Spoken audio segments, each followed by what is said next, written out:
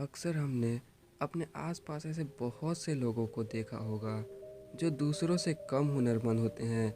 दूसरों लोगों के मुकाबले उनमें कम टैलेंट होता है, लेकिन फिर भी वह उन लोगों से ज़्यादा कामयाब हो जाते हैं। तो ऐसा क्यों होता है? क्या उनकी किस्मत अच्छी थी या फिर ऊपर वाले ने उनका साथ दिया? इस चीज़ के पीछे क्या कारण हो सकता है? ज़रा सोचिए। इसके पीछे सबसे मुख्य कारण आलस्य होता है। जी हाँ, कामयाब होने के लिए सिर्फ हुनर ही नहीं चाहिए, उस काम को करने के लिए जोश और हिम्मत भी चाहिए। अगर आप में जोश और हिम्मत की जगह पर आलस्य है, तो आप में कितना भी हुनर क्यों ना हो, वो हुनर किसी काम का नहीं रह जाता। जैसे दीमक एक पेड़ को अंदर से खोखला कर देती है। बाहर से तो पेड़ वैसे का वैसा ही दिखता है, लेकिन अंदर से वह पेड़ खोखला हो चुका होता है। उसी तरह आलस्य आदमी को अंदर से खोखला बना देता है। उसका जोश, उसका उस स्फूर्ति अंदर से मर चुकी होती है। चाहे बाहर से वो आदमी स्वस्थ नजर आए, लेकिन अंदर से आलस्य ने उस दीमक की तरह उस आदमी के शरीर के अंदर से खोखला कर देती है। आज की जो कहानी मैं आपको सुनाने वाला हूँ, उसमें आपको आलस्य के कुछ मुख्य कारण पता चलेंगे और साथ ही आपको आलस्य हटाने के लिए कुछ यौगिक उपाय भी बताए जाएंगे। इससे पहले कि आप इस कहानी में कहीं खो जाएं, इस चैनल को सब्सक्राइब जरूर कर लें। तो चलिए कहानी को शुरू करते हैं। एक बार की बात है, एक आलसी आदमी बुद्ध के पास आकर कहता है कि हे बुद्ध, मैं अपने आप से बहुत परेशान हूँ। मैं बहुत ही आलसी आदमी हूँ, इसलिए सब लोग मुझे ताने देते रहते हैं। क्या आपके पास कोई ऐसा रास्ता है जिससे आप हमारी आलस्य को दूर कर सकें? यह सुनकर बुद्ध ने कहा कि तुम्हें कैसे पता कि तुम एक आलसी आदमी हो? इस बात का उत्तर देते हुए वो आदमी बोला कि हे बुद्ध, सब लोग मुझसे कहते रहते हैं कि मैं बहुत आलसी आदमी हूँ। मुझसे कोई काम ठीक से नहीं होता। मैं हर काम को टालता रहता हूँ और भी ना जाने क्या क्या बातें कहते रहते हैं। यहाँ तक कि मेरे परिवार के लोग भी मुझे आलसी आदमी कहकर पुकारते हैं। ये सुनकर बुद्ध उस आदमी से पूछते हैं कि तुम्हारे पास आलसी होने का कोई प्रमाण है? क्या तुम सिद्ध कर सकते हो कि तुम एक आलसी आदमी हो? यह सुनकर वो आदमी कहता है, हे बुद्ध, मैं कभी भी सुबह जल्दी नहीं उठ पाता और हर काम को टालता रहता हूँ। मुझे लगता है कि आलसी होने के लिए यह प्रमाण काफ़ी होगा। इस आदमी की बातें सुनकर बुद्ध कहते हैं, आलस्य को समझने के लिए हमें यह जानना होगा कि आलस्य क्या है। वह किसी आदमी के शरीर में कैसे जन्म लेता है। अगर कोई आदमी किसी काम में पूरा मन नहीं लगा पा रहा, उसमें उस काम के प्रति जोश नहीं, उत्साह नहीं, तो उसका कारण आलस्य होता है। आलस्य जोश और उत्साह के विपरीत होता है। इसे समझने के लिए हमें यह जानना अति आवश्यक है कि आलसी आदमी के शरीर में दो स्तर पर आलस्य जन्म लेता है, शारीरिक स्तर और मानसिक स्तर। यह कहते हुए बुद्ध ने उसे समझाना शुरू किया कि सबसे पहले शारीरिक स्तर पर आलस्य को समझते हैं। इसके बाद बुद्ध ने अपने धर्म के भिक्षुओं की तरफ इशारा करते हुए कहा कि तुम जरा गौर से इन भिक्षुओं को चलना, उठना, बैठना और लेटना देखो। इन भिक्षुओं के चलने में एक तालमेल होता है, एक लय होती है, एक आनंद होता है। और जब ये बैठने की मुद्रा में होते हैं तो इनकी रीढ़ की हड्डी बिल्कुल सीधी होती है और गर्दन थोड़ी सी उठी हुई। और वहीं जब ये लेटते हैं तो इनका पूरा शरीर एकदम शांत और स्थिर होता है।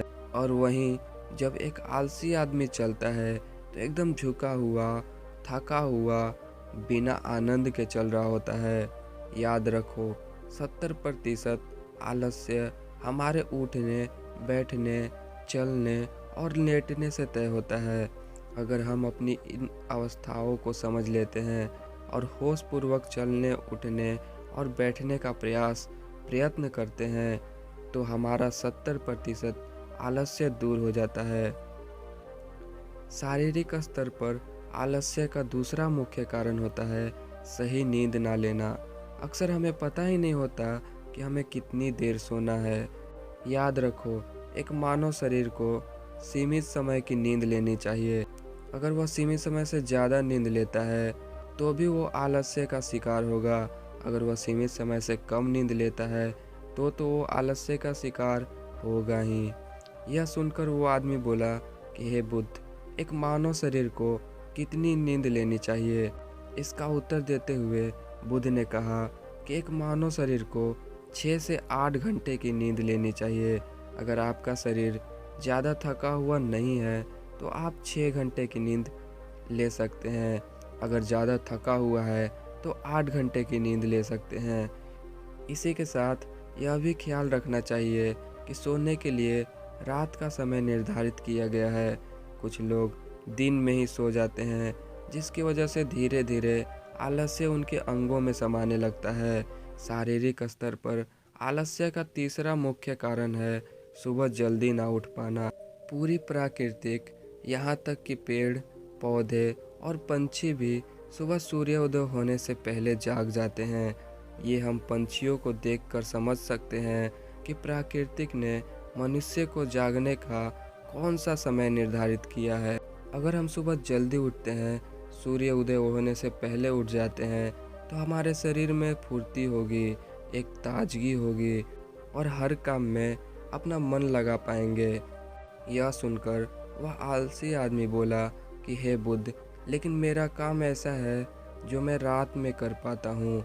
इसी वजह से मैं रात में सही समय पर नहीं सो पाता और सुबह जल्दी नहीं उठ पाता।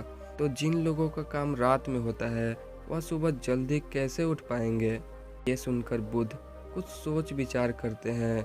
उसके बाद कहना शुरू करते हैं कि जिन लोगों का काम रात में होता है उन्हें अपना काम पूरा मन लगाकर करना चाहिए, और यदि ऐसे लोग रात में काम करके दिन में भी सोते हैं और सीमित समय की नींद लेते हैं तो वह आलस्य से बच सकते हैं।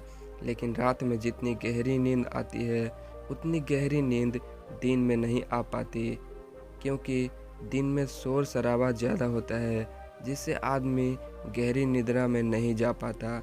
इसलिए जो आदमी दिन में सोता है उसे कुछ ऐसी व्यवस्था करनी चाहिए जिससे बाहर का शोर शराबा उसकी नींद में बाधा ना बन सके। इसके लिए वह अपने कानों में रुई वगैरह डाल सकता है जिससे बाहर की आवाज़ें उसके कानों में ना पड़े और वो गहरी निंद्रा ले पाए। शारीरिक स्तर पर आलस्य का अगला मुख्य कारण होता है भोजन सही समय पर और सही भोजन का करना शरीर के लिए अति आवश्यक होता है। कुछ लोग ऐसा भोजन करते हैं जिसमें कोई जान ही नहीं होती। अब आप ही सोचिए, जिस खाने में जान ही नहीं होती, जिस खाने में ऊर्जा ही नहीं होती, वो खाना आपके शरीर को कैसे ऊर्जा दे सकता है? और अगर इंसान ऐसा खाना खाएगा तो उसका शरीर किसी भी काम को करने में प्रतिरोध करेगा ही। अक्सर गलत समय पर उल्टा सीधा भोजन करने से आदमी का मोटापा बढ़ता चला जाता है और एक पतले इंसान के मुकाबले एक भारी शरीर वाले इंसान के शरीर में ज़्यादा आलस्य पाने की संभावना हो जाती है। इसलिए ऐसा भोजन करो जो प्राकृतिक से सीधा प्राप्त हो रहा हो, जिसमें कुछ ऊर्जा हो। यह सुनकर उस आदमी ने कहा कि हे बुद्ध, शारीरिक स्तर पर तो आलस्य को मैं समझ गया हूँ, लेकिन मानसिक स्तर पर आलस्य क्या होता है? इसका उत्तर देते हुए बुद्ध कहते हैं कि इंसान को अपने जीवन में बहुत सारी नाकामयाबी मिलती है। जब वो नाकामयाब होता है, किसी काम को पूरा नहीं कर पाता, तो उसका जोश और उत्साह अगले काम को करने के लिए ठंडा पड़ता जाता है। जब भी वो किसी नए काम को शुरू करता है तो उसका पिछला काम उसके मन को प्रभावित करता रहता है। इसलिए वह नए काम को पूरे जोश और उत्साह के साथ पूरा मन लगाकर नहीं कर पाता, और यही कारण बन जाता है जिसकी वजह से वह नया काम भी पूरा नहीं हो पाता, क्योंकि उसमें उसका पूरा मन और पूरा जोश नहीं लगा होता है। इसके लिए हमें यह समझना ज़रूरी होता है कि जो पिछला काम हमारा पूरा नहीं हो पाया उससे भी हमें बहुत कुछ सीखने को मिलता है। उससे हमें अनुभव मिलता है जो आप अपने नए काम में लगा सकते हैं। पिछले काम के प्रति नकारात्मक नज़रिया रखने की बजाय सकारात्मक नज़रिया रखेंगे तो आलस्य हमारे मन में नहीं आएगा। मानसिक स्तर पर आलस्य का दूसरा मुख्य कारण होता है लक्ष्य का स्पष्ट न होना। यह कहकर बुद्ध उस आलसी आदमी से सवाल करते हैं कि मान लो यदि तुम किसी जंगल में फंस गए हो और तुम्हारे पास खाने पीने के लिए कुछ भी नहीं, तो तुम क्या करोगे?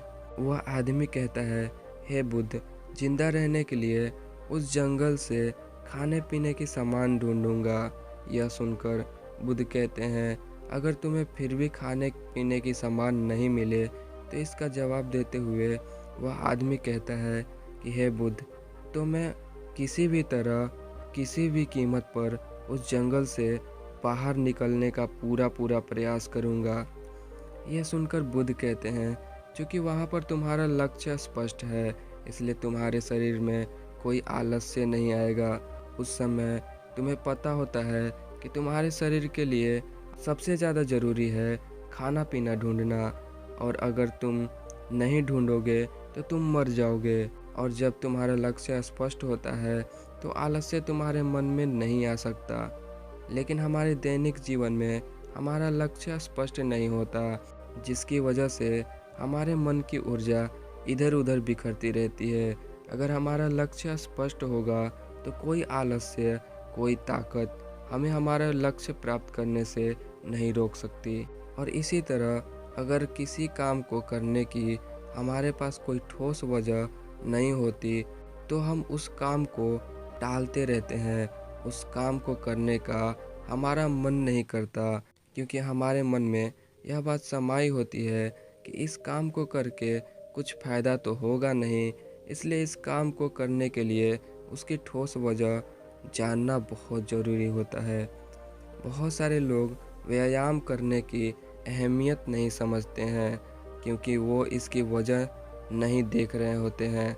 वह सोचते हैं कि व्यायाम करने से क्या फ़ायदा, लेकिन जो आदमी दूरदर्शिता रखता है, जो ये देख पाता है कि अगर आज व्यायाम नहीं करूँगा तो भविष्य में मेरा शरीर कितने रोगों से ग्रस्त हो सकता है, तो ऐसे आदमी के पास स्पष्ट लक्ष्य भी होता है और ठोस वजह भी होती है, और इसीलिए वो लोग व्यायाम करते रहते हैं। मानसिक स्तर पर आलस्य का अगला मुख्य कारण होता है आलसी लोगों का साथ। अक्सर कुछ लोग आलसी नहीं होते, लेकिन उनके आसपास के लोग आलसी होते हैं। अगर आपकी संगति में आलसी लोग भरे हुए हैं तो आप भी उनकी तरह ही हो जाएंगे। आपका भी मन काम करने से भागने लगेगा। आलस्य एक छुआछूत की बीमारी की तरह होती है। जितने ज़्यादा आलसी लोग आपसे घिरे हुए हैं, आपका मन उतने आलस्य को पकड़ लेगा। मानसिक स्तर पर आलस्य का अगला मुख्य कारण होता है किसी भी काम को टालते रहना। कुछ लोगों की आदत होती है काम को टालते रहना। आज का काम कल पर, कल का काम परसों पर।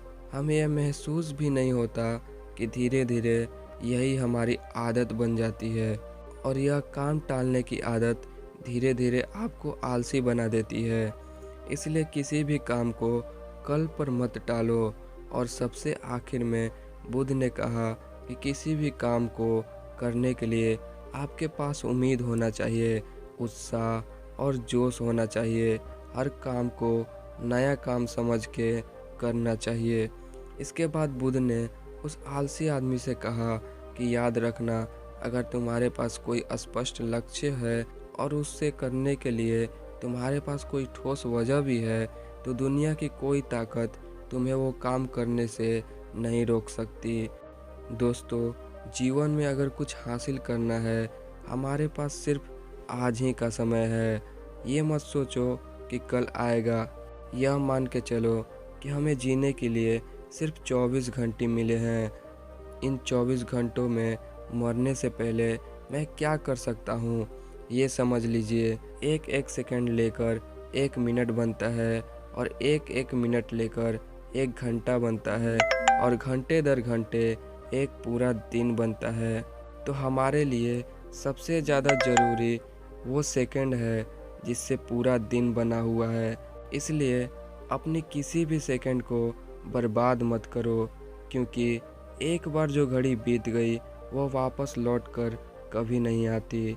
तो दोस्तों, कैसी लगी आपको ये कहानी कमेंट सेक्शन में ज़रूर बताना, और अच्छी लगी तो इस चैनल को सब्सक्राइब कर लेना। तो मिलते हैं अगली कहानी में, तब तक के लिए अपना ख्याल रखिए।